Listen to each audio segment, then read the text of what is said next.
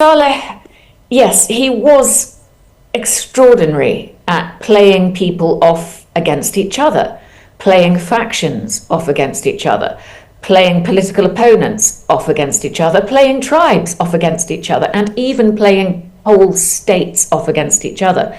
He was a professional survivor. And I guess he puts it right himself when he said what he was doing was dancing on the heads of snakes. That is what he was doing.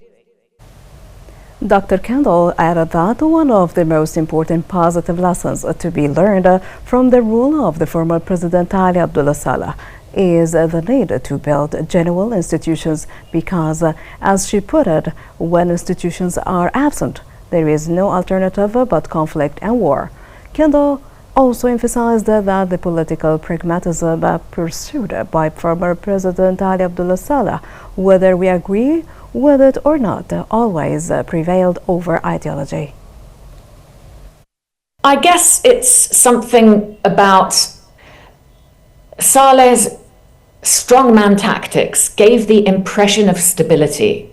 And that impression of stability was seductive for superpowers like America, but it was only ever going to be temporary. What we learned from Saleh is that there was a need to build institutions. There was a need to introduce some kind of meritocratic, technocratic style of government, because if you don't do that, then you're only ever going to have wars, conflicts, and power struggles between factions.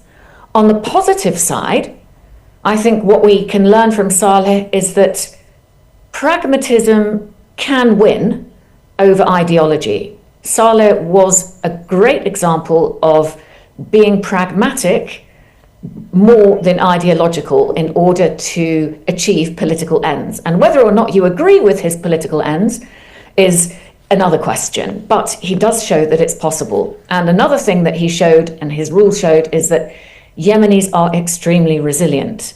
They have been through enormous challenges, ups and downs and wars, numerous wars, power struggles between north, between south, between east, between west, between, to some extent, Sunnis and Shiites and different tribal factions, and yet they survive.